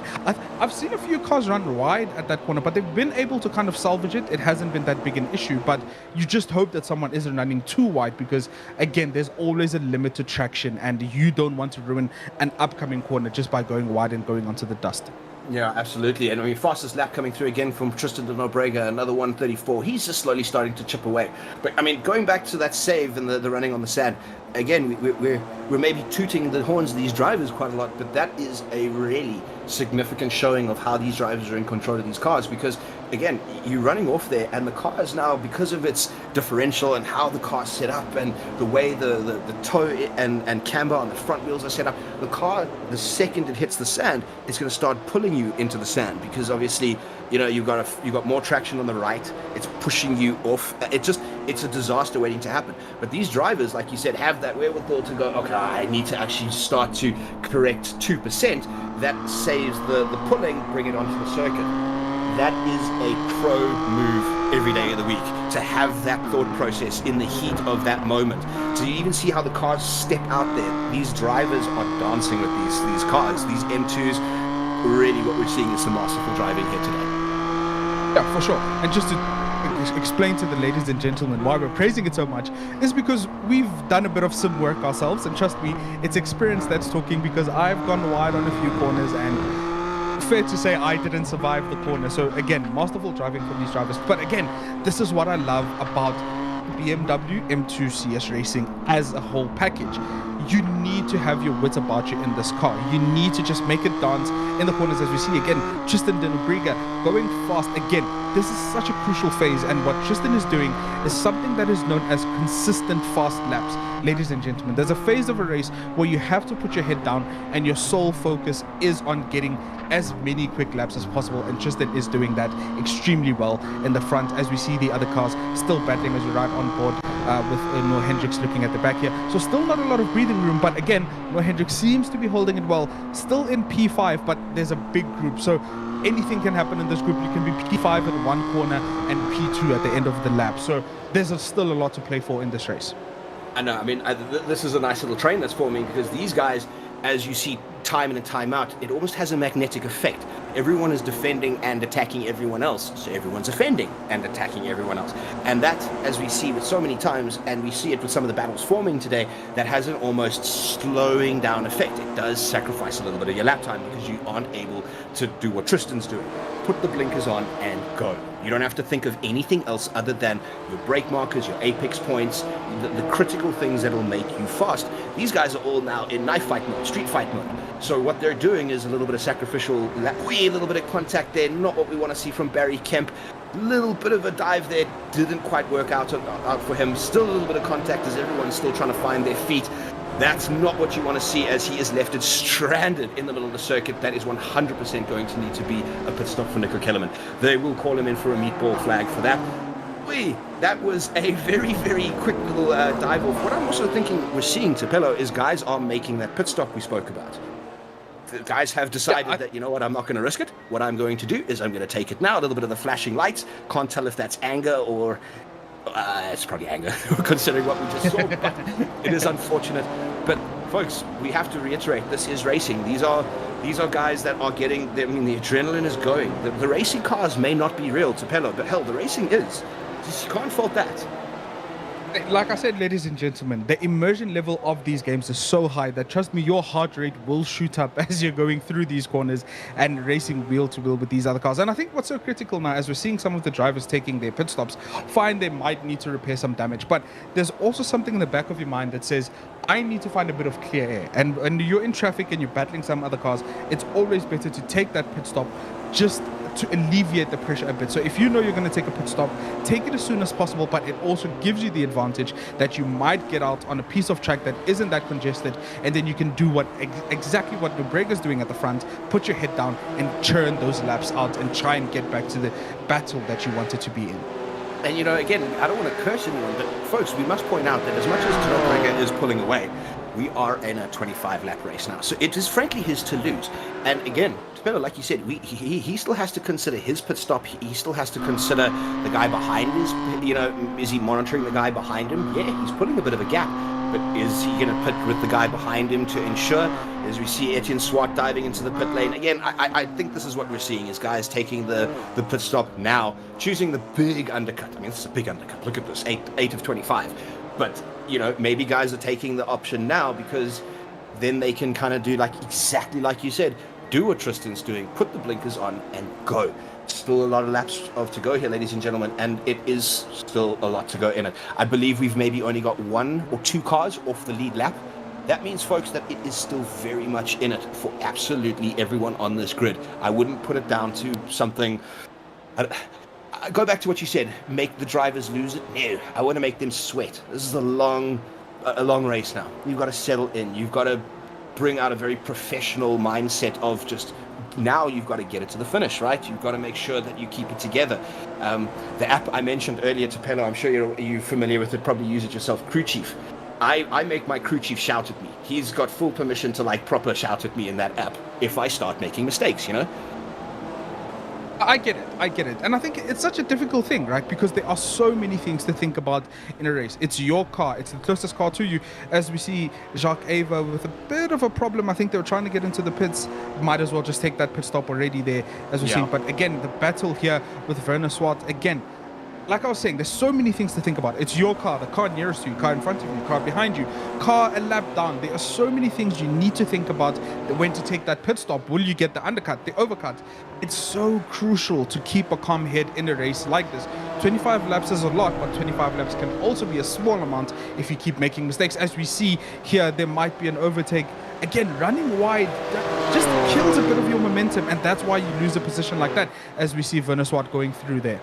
Yeah, so that's actually a fantastic little thing, little bit of footage that we got to see there, because it maybe illustrates the point I made in Heat 1 on how dangerous that little green runoff piece can be. Yes, it is still part of the circuit. Yes, you won't get a penalty if you go off onto it. Should you be driving there? No. Oi, that's a big turnaround. That was very nearly quite a scary situation for Adrian Null and Barry Kemp coming through there. That was... Learner driver livery, Tapelo. I think we've got our learner driver. This livery is living up to its name at the moment. But that was also a pucker factor. Those guys coming through there, all they saw was that smoke. They had to judge. Yeah. Look, that's one of the things that happens in racing. You're going to hit a blind corner and you're just going to hope there's nothing on the other side. So to come through and see the learner driver doing learner driver stuff on circuit, it kind of stresses you out a bit. But as you ride on board with a focus again on Tristan Denobriga, again, 7 seconds in front now. And like you were saying, Richard, it's so crucial. When are they going to take that pit stop of this? Because there's so much to consider. Will they come out in front again? Will they come out in traffic? Will they come out in a battle? You're, again, doing these tiny calculations and adjustments to your overall race, lap after lap after lap. Because a race changes, ladies and gentlemen. Half a lap, 2 corners, everything can change. So you're always thinking about what to do now, what to do later, and what's going to happen 10 laps down the line. Absolutely, as we have Jan Price chasing down one of his teammates, waiting to see the number to see which teammate it is. That looks like it is Steven Koenig he's chasing down. This team, ladies and gentlemen, possibly one of my favorite team names, Team Heaped Together, because that's how it started. Just a group of people who kind of had to form a team because they needed to do a race kind of thing. Ooh, not what Jan wants there. He definitely gets the door closed on him by his teammate. Very, very well done on the save. And luckily in a section where you're not going to lose a tremendous amount of pace because it is a very short little section, running into this final section of Annemann, Bauer and Zeppelin curves, as you can see here, running onto the start-finish straight. It has cost Janneman, though. It definitely did. As he takes a sneaky drag from his vape on camera there. This is also, I suppose, the benefit of sim racing is, you can have a sip of water, you can do your thing while you're driving. It's the benefit of sim racing, It's really within the comfort of your own home sometimes, That's definitely one way to keep the heart rate down and keep the focus going in a race. But right. Yeah, look... We all have our methods. Unfortunately, as a commentator, you focus on everything and you see everything. So I think we're big brother today. But again, Jan Price, he went wide, but he's already back on pace with the other drivers. So maybe the vape is the secret weapon here. Maybe. But again, it's his gummy berry juice, apparently. Lap 10 of 25. Again, such a crucial point in the race. You don't want to lose pace with the drivers around you. But as you can see here, Kyalami Price running that alternate line, sticking to the inside, and that is a brilliant move. Brilliant move. Again, like we were saying, a lot of drivers tend to go on the outside to try and maximize pace, but if you can get your nose to bite and take that inside line, you will see moves like that all day, and that was brilliant. Gabriel Milmed should just try not to fall away, keep pace, and the move will come to them eventually as well. Yeah, as we see here, a little fantastic showing of respect to the blue flags. As you can see, Luke Lucchesi, though, absolutely chasing down this the learner driver in. I would love to actually, Mr. El Director, if we could, I would love to know who is in the learner driver car, as I don't see their number on our back end. So if you could at somewhere, Rickers Hutting, fantastic, thank you. So Rickers Hutting is our student driver livery. He is being hunted down by Luke Lucchesi, and I can speak from experience as being hunted down by Luke Lucchesi in a sim race. It's extremely difficult, as he has a very I like to say, reminds you that you're there. He puts his nose so close to you that you go, you're too close, man. As you can see, he has just put himself into that position where, frankly, Rickers has no choice. Rickers can either close the door and crash, or he can capitulate and allow Luke Lucchesi past. But this is like you're saying, you can't really fall away here. He is in a good spot. He is still well within striking distance of Luke. He's very much going to still be in the toe if he can stay with it now. Because obviously here we're going through the last little bit of McDonald's. We're now running into the long straight before Shell. He is still in the slip. You can see he's still in the slip. He's close enough. He may just find Luke has to force a slightly defensive drive through here. Folks, we have a long race to still go, and again, Rickers Hutting, as much as we are very tongue-in-cheek making jokes about the student driver livery, ladies and gentlemen, Rickers Hutting is no slouch. Let me just put that very much out there. This is a man who has every capability, skill set wise, to strike back. He maybe is just potentially on some of the troubles he's been having is not driving. Think about it this, depending. I'll leave you with this: the spins that we've had him on camera with. That will punish tires, right? Especially with the rear-wheel drive car that's nice and light like this. His tires are also probably very, very tired now, and I don't think he's pit yet. Aha. See? That's why you're number one and I'm number two, because you're focusing on the important things. But yes, you're right. Part of the strategy in these races is fully understanding that you have to take care of these tires as well. It's not about outright pace. It's about keeping the tires alive, and overworking them will count against you in a race like this. So again, we spoke about just some of the things that these drivers have to think about, the timings, the pit stops, the drivers around him. But again, in your car, tire management is so key to how you drive a race. And we might start to see a bit of time management from the different drivers. Like you said, driving styles might change, just different braking points just to nurse the tires. But again, very, very critical in this kind of race, as we see with Etienne Swart here running wide. And as we spoke about, let's see, is this a save? I think that angle is too big. Yep. That angle is too big. No. Oh, you can even see it. You can see it destroyed the front end suspension. That car is now immobile. You can see he took the tone.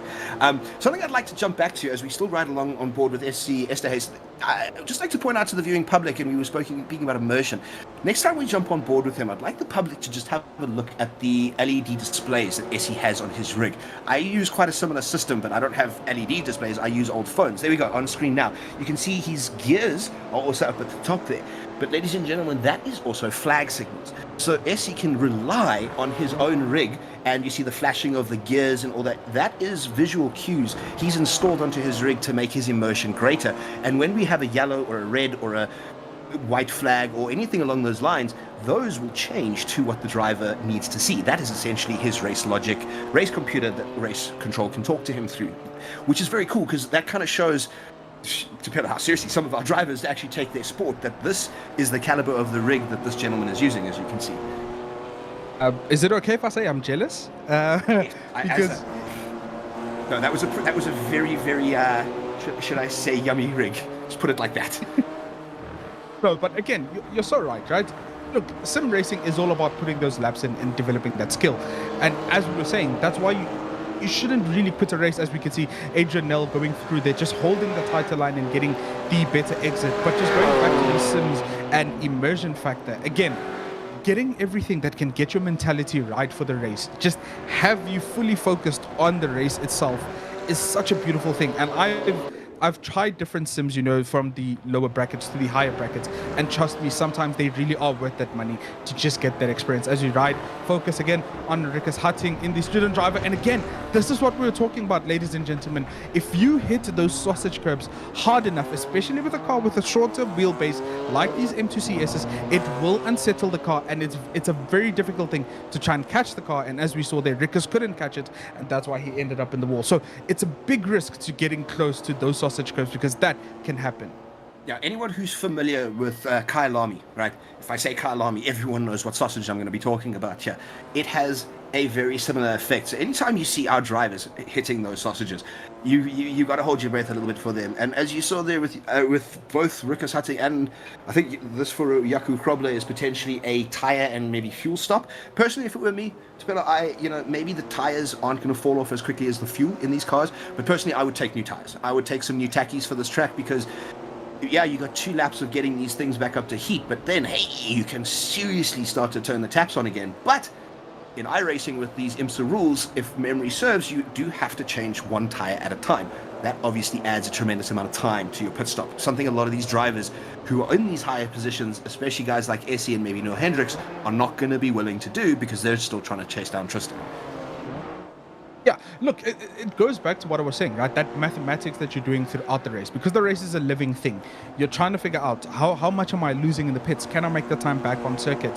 I agree with you, Richard. I'm always a fan of, once I'm in the pits, just try and do everything, because I can always try and make up that time back on circuit. And like you're saying, the benefit of new tires is, yes, you'll take a few laps to get them back up to temperature.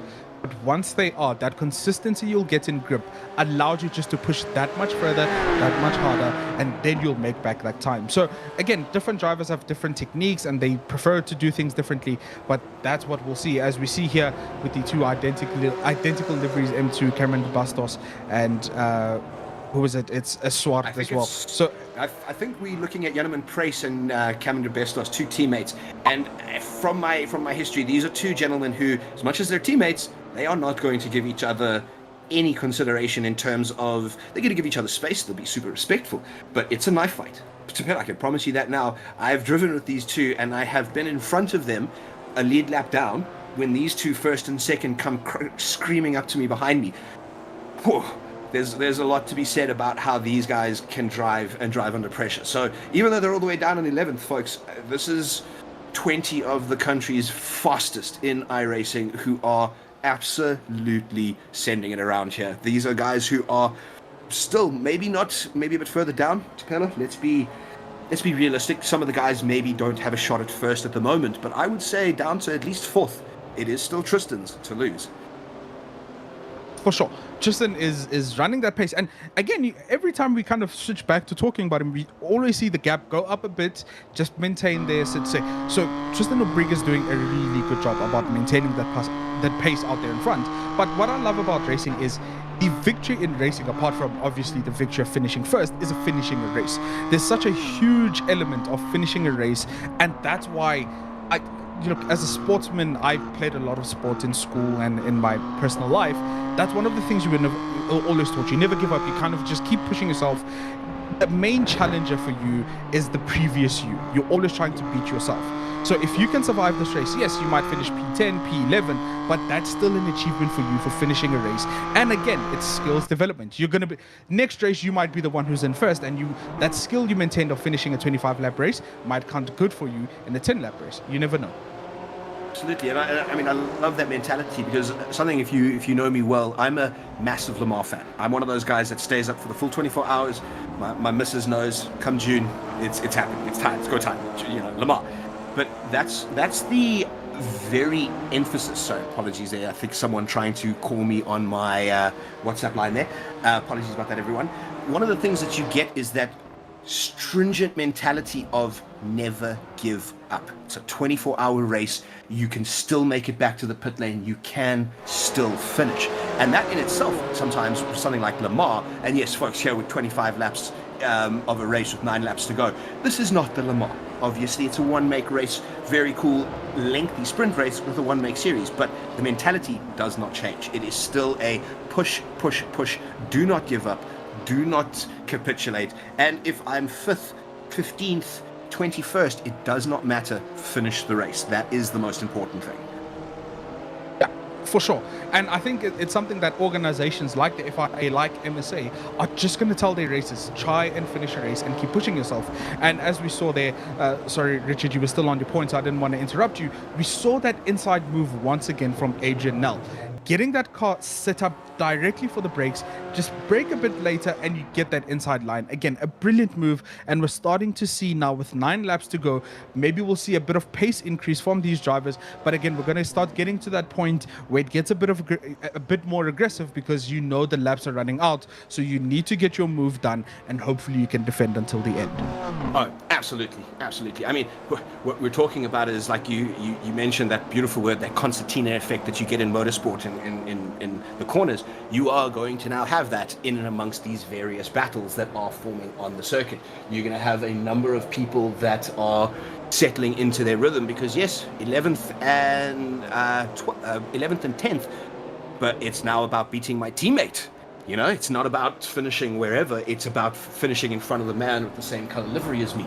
And that in itself is, again, why you find the enthusiasm surrounding motorsport is tangible, because it's something that you can experience and feel. And I often, Tupelo, relate back to as hard and as tough as COVID was for everybody. I mean, let's not beat around that bush. It was a time for sim racing that absolutely exploded. It was a time where we had sim racing coming out of every angle and different things all over the place. And what it's done is it's showcased an incredible love for motorsport amongst people who would have otherwise never been able to compete in real life, in real racing cars. The stuff like the motorsport games allowing various people, and it is a real shame that South Africa wasn't able to attend the last one. That is not going to be the case next one. So you find that these sim races suddenly become really, really, really prominent real-world drivers. I mean, I don't know if, Tupelo, you've ever seen that video of the drifter who has never driven a real drift car before, but gets into a real drift car and proceeds to masterfully send it around this little course. I absolutely love it. I'm very familiar with the video you're talking about. So you're so right? Look, I've known about sim racing, but I was never that big into it. It was kind of a thing on my periphery. But you're right, during those COVID period, it became such a big thing. We were watching people live stream their races. We developed communities. We were in groups where these videos were shared. And again, that video of the sim racer who was given the opportunity to get in a drift car and he absolutely nailed it on track. It just goes to show how important these kind of events, these kind of groups are in developing a passion for the sport. There's a lot of people that I know in my own personal life who were never really interested in these kind of things, but because they had to sit and watch us kind of participate in the community, they love it more than we do. They're so inculcated in the environment. They love the racing. They love their sim setups. They're spending money to get their sim setups as great as they want them. So that passion is coming through, and we're seeing that passion develop massively in South Africa, and again wider into the African continent. Again, as we focus again just here with Tristan Obriga, that gap now 9.7 seconds with 7 laps to go. I don't think he's still done his pit stop. So it's about that time now where he's doing the math. When do I pit? Do I still maintain pace? And it has to be questioned how well those tires are holding on for Tristan down there in front.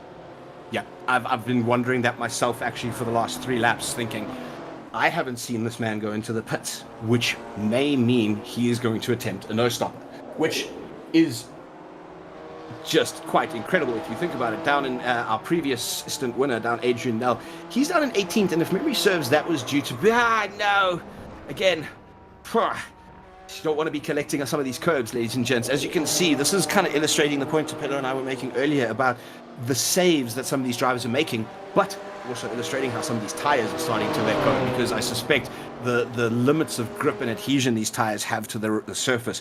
Bear in mind, extremely accurate simulators, iRacing. So you've definitely got a really realistic representation of how much these cars are feeding back to the driver. Look, and I always find the best part, which is kind of what kind of got me into commentary work as well, because I used to explain these concepts to friends of mine who weren't really interested in racing, is trying to explain to a person why it's so crucial to understand when your tires fall off, when your tires age and they degrade, is your responses are just not the same. The car doesn't behave the same. Where you used to brake, it's never the same anymore. How you used to accelerate, it's never the same. So a part of being a good and great driver is understanding those changes and adapting on the fly as and when it happens in a race. And that's what we're seeing here. So again, if Tristan is going to do a no-stop race, very difficult thing to do, but it shows the confidence and in tune, if I can use that, with the car to understand if the tires are degrading, this is how I have to alter my driving style, this is how I have to brake, this is how smooth I have to be on throttle inputs, and just the turning input as well changes. Your steering angles are vastly different. So again, understanding the car and understanding the changes you have to make during a race is a crucial but very difficult skill to get right. Oh, sure. It's the same as if, I suppose, if it starts raining on you, right, and that you're 3 laps into the race. It's the same thing. You've got 100%. You've got to adjust your driving style. You've got to adjust where you drive on the track. I mean, bear in mind, ladies and gentlemen, we're looking at a very clean track. The guys who are going off are having very big accidents. So we're very seldomly seeing huge amounts of marbles and dirt being brought onto the track. As we say it, our first place man, Mr. Tristan Nobrega, 60 kilometers an hour down the pit lane. He is going to be making his pit stop with 5 laps to go. Now, it is going to be very curious what Hendricks does, because the gap is rapidly closing at the moment. Luke Lucchesi currently not heading into the pit lane, but our man from Nigeria is currently diving in. I'm going to throw my hands up in the air, Tupelo, and say I don't know how this is going to fall, because Noah Hendricks is now down to 2 seconds. He is going to, as Tristan starts exiting the pit lane, I think we are going to be seeing Luke Lucchesi coming through here. So Tristan's going to get out in front of Luke, but looks like Noah has potentially taken a pit stop by the looks of where he is now currently in the timing. It does look like he is falling down, which either tells me, yes, there we go. We have our second place man who was in second. He has now dropped down to 6th. But folks, remember, it is relative for where he is in terms of pit stops. Bello, correct me if I'm wrong, but I don't think Luke has pitted. I don't think Mr. Luke... I am hearing confirmation that now everybody has pitted. So Luke has managed to find himself up in second place. That was a phenomenal little bit of driving to capitalize on that pit stop from Noah Hendricks, and that pit stop has really hurt Noah Hendricks. So the push to try and make it as late as possible, like you were saying, the gamble didn't pay off. Yeah, but what we're seeing as well, that crucial phase we were talking about for Tristan Nobrega, where they were putting in those massively consistent and fast laps. And we pointed out when we were riding on board with him that he was pushing that car to its limits. And that's how they ensured that after this pit, they can come out in front as well. That phase of a race is so underrated, but it's so crucial to just put your head down. Like we've said multiple times in this broadcast, Richard, put the blinkers on and just get those laps done. No, absolutely. It's something that I think has become quite crucial as we see Rickus getting rally mode in the background there. That was really well done, but you can see the pace that it has had to sacrifice in terms of the what happened on the straight. He went from having a fantastic little bit of a gap from the car behind him to now really having to worry about the gap all the way for the rest of this race. We've only got 4 laps to go, but 4 laps is 4 laps. Where has the time gone, so they'd say. But yeah, you're right, 4 laps is 4 laps, and so much can happen in that. As we've seen already in this race, running wide, getting your rear tire on that grass, on the curb, running wide, getting on the gravel, it's such a small, minute mistake, but the consequences are huge. And this is what these drivers have to be careful of, because how often have we seen, especially in the sim racing community, a driver lose their position and lose a race in the final 5 laps? Absolutely. It's one of those now, my palms are even starting to sweat a little bit for these guys, because it is coming down to that crux point. I mentioned it earlier, someone's to lose. We're at the point now where Luke Lucchesi's run has dramatically closed the gap to Tristan Nobrega. Now, I don't want to, these are also 2 teammates, so these are going to scrap with each other, but you've got to wonder, how is Luke's car faring? He's now out on potentially some far more scrubbed tires, as Janaman Price potentially is going to capitalize on Cameron de Bestos' mistake. Can you see, folks, how that car wants to step out? That is the signature characteristic of this M2. She just wants to step on you. She likes to go sideways. She likes to do little rear end snaps and stuff. So when we're praising these drivers, please know that it's not hollow. It is a genuine display of talent here. Yeah, look, and I'm going to say this to everyone. If you have a friend, if you know someone with a sim rig, just try and get on iRacing and just try and do laps, and especially a car like this. It is really such a difficult and draining exercise. So for these drivers, 3 laps to go over 25 race, trust me, it's not only your body that's tight, but it's your mind. The level of concentration you have to put in to really maintain this position, to really maintain the pace, is astronomical, and it is difficult, and kudos to these drivers. Like I said, one of the biggest victories in any race is finishing the race. Fantastic stuff. It's you know, I cannot put that enough, because my old man, when I was racing as a youngster, he started calling it brain fade. I mean, what happened? You get brain fade because it is basically your brain just gets so tired from everything you're having to think about, and that just emphasizes this slightly longer race is it's a thinking man's game as well. You know, Tupelo, it's not just about your physical readiness to actually drive your rig, because some of these rigs, folks, with the direct drives, they can really fight you. It's a thinking game. You've got to think, you know, I've got 3 laps to go. Janneman's got to be thinking, you know, how am I making my move on Cameron here? Is he going to make a move? Is he going to help just push his teammate, you know, sit on him? As we see here, Orfuemi making a move, or should I say having a move made on him, does look like he's going to run off a little bit. That is really going to hurt him coming into this last little section of the triples, and it is going to really, really make it not worth as well. That was Jaco van der Lint that went off. Apologies on that one. It was Olufemi who made the move and made it stick. That hooligan livery car definitely came off second best there by running wide. Yeah, and that's where you can see it, right? That tiny miscalculation of just the kind of pace you want to carry into the corner, and it just runs you wide, and you lose all your momentum, and you have to give up space. But again, as we focus here, Luke Lucchese actually making time on Nobrega in front. The gap is now down to 1.4, 1.5 seconds, and this might be the time to do it. Look, your second place, all you have to do is just make sure you do not lose your car, but there's so much to gain by trying to close the gap down in front and pushing yourself in this race. So if this, I think it's a back marker, if they can just get past that back marker, and then the only car in sight is Nobrega in first place, that will give Lucchese the kind of that extra level of motivation to keep pushing and get it right. Couldn't agree more. At this point, like I said, my palms are starting to sweat a little bit for Tristan. That gap is starting to close. You've got to wonder, does, you know, 2 laps to go, he's maybe being a little bit conservative. You know, it looks like we just had a big run off there. Someone took a trip into the grass by the looks of the way those tires ended up. But Tristan's going to have to start potentially thinking, I might have to turn it up for a couple of laps. You know, he's gotten himself into a comfortable rhythm.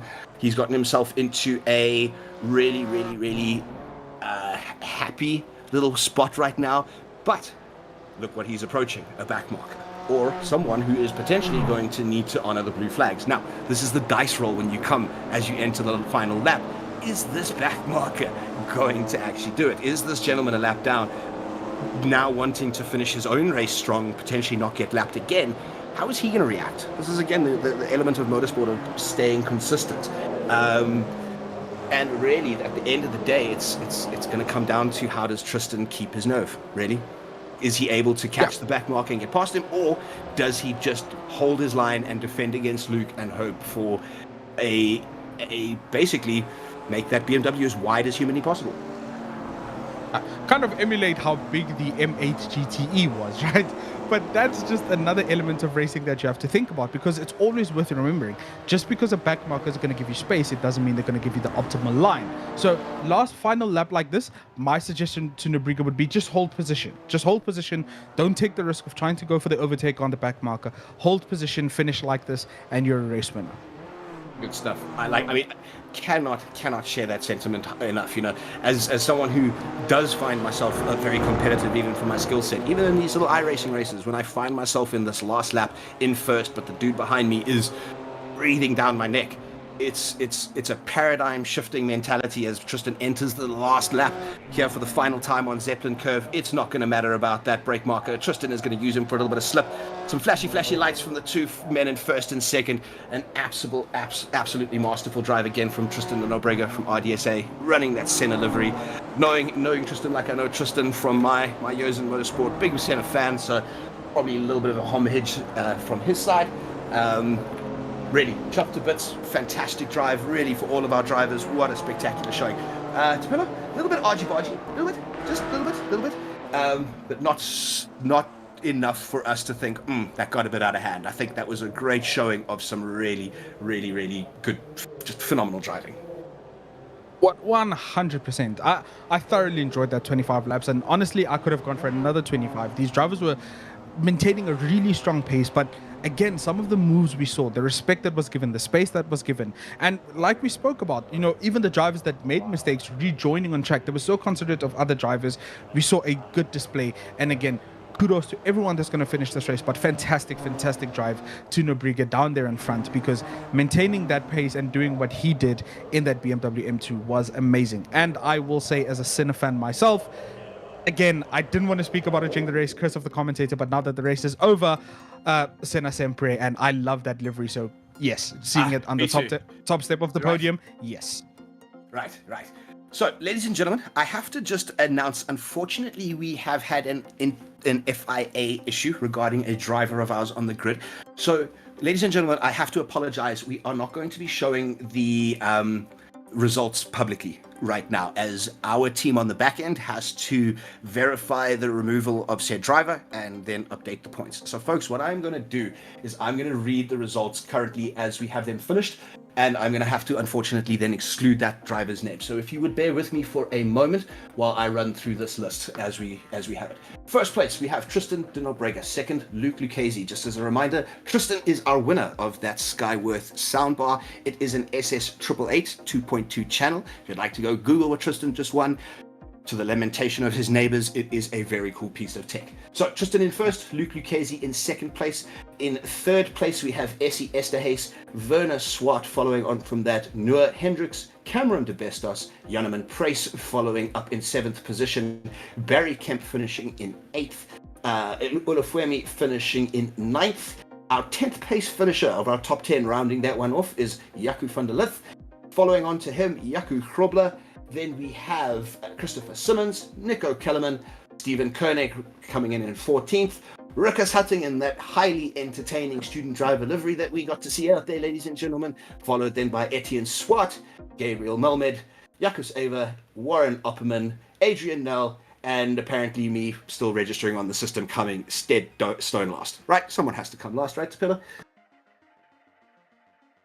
Definitely, and I am going to make sure that I get myself a Skyworth soundbar, because yes, I need that sound quality in my life as well. No, I'm not trying to punt it, because it's obviously the brand that helped us sponsor. I have a genuine love for music, and that really is just an awesome piece of tech, because that's when I got to demo it at the various shows that we do with Skyworth. It just sold me just on its own. But, Tapilla, what I'd like to do is ask you, would you like to talk to Tristan de Nobrega? Because I would, personally. Let's have at it. Could I see if we could get possibly someone from our awesome director back-end team to see if they can get Tristan into the commentary box with us? Because I have some questions.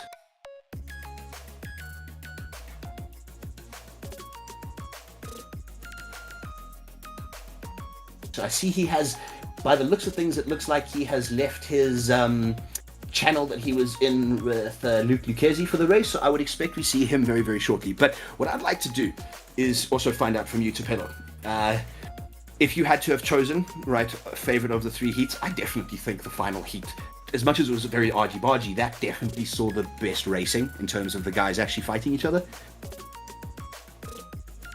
Agree with you, and I think what's so crucial to that is because these drivers had two heats before the final. Once they got to heat 3, they've kind of learned the circuits, they've learned the limits of their car, and they've figured out where they can push and where they can hold position. So that's my heat of the day as well.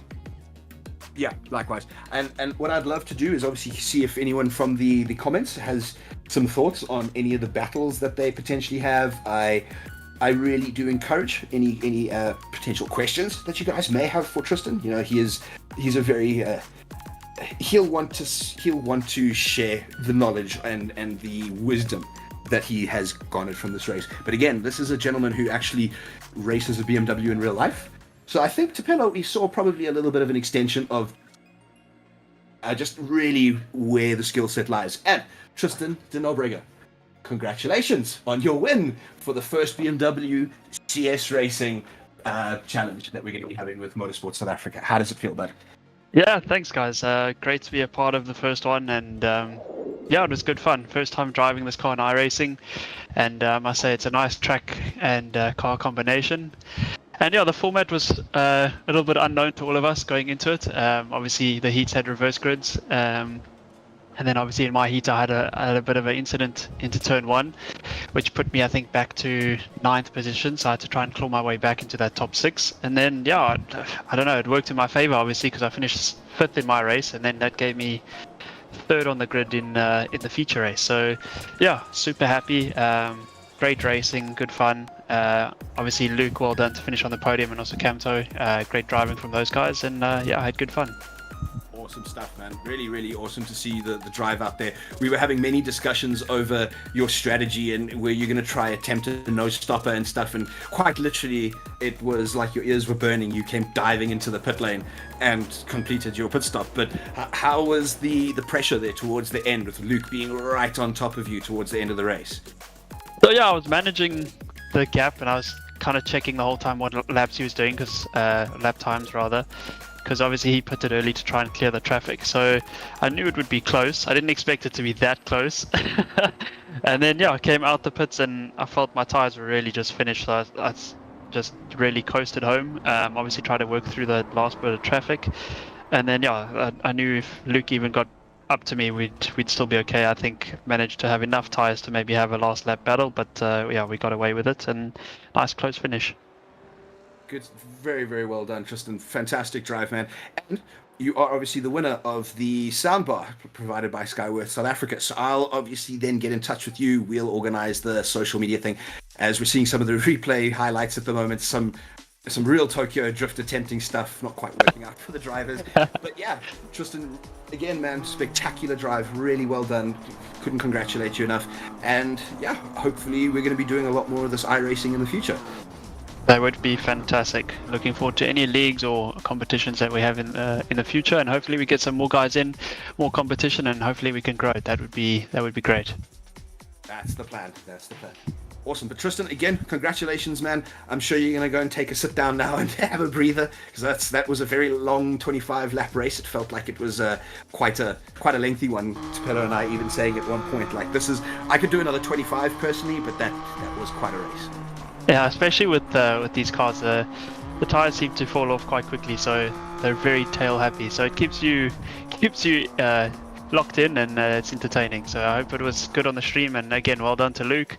And yeah, thanks guys.